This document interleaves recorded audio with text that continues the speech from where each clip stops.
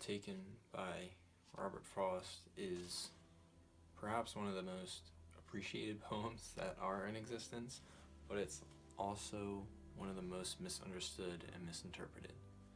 On the surface, people interpret The Road Not Taken to imply themes of individualism and making your own path, choosing your own path, enforcing how it's important to take your own road in life and not go with the grain, to do your own thing. But in actuality, that's not really what Robert Frost was trying to say at all, really.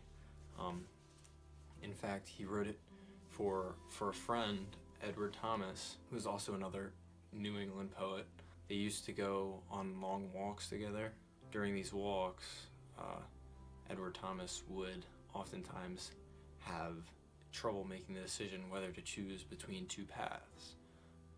And so Robert Frost wrote this poem to him just about how thanking him for a visit that he had made to Robert Frost's estate. There's definitely like subtle clues to that this poem isn't really about forging your own path.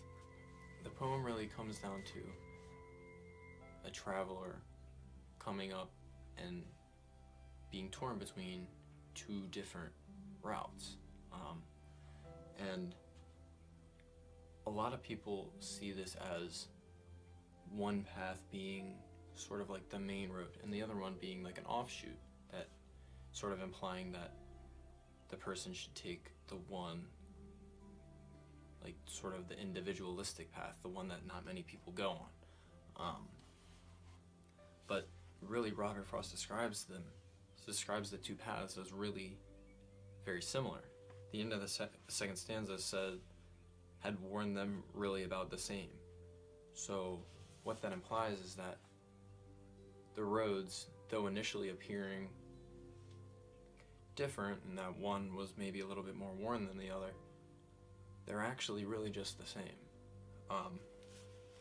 And this traveler here is contemplating so deeply about which to take. So generally, Robert Frost is really just trying to communicate that too many people get caught up with choice, that Edward Thomas was wasting his time over contemplating two paths that were really just the same. So the bottom line is,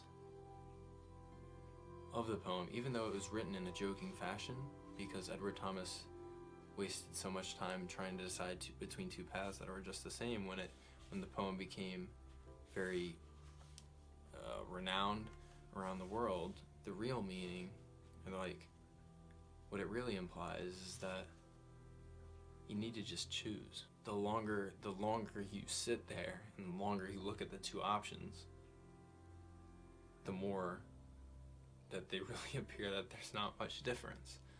So just a cool little insight onto The Road Not Taken by Robert Frost. Definitely like this poem, and definitely didn't understand it for a long time, and I'm sure a lot of people don't as well, so just wanted to share that with everybody.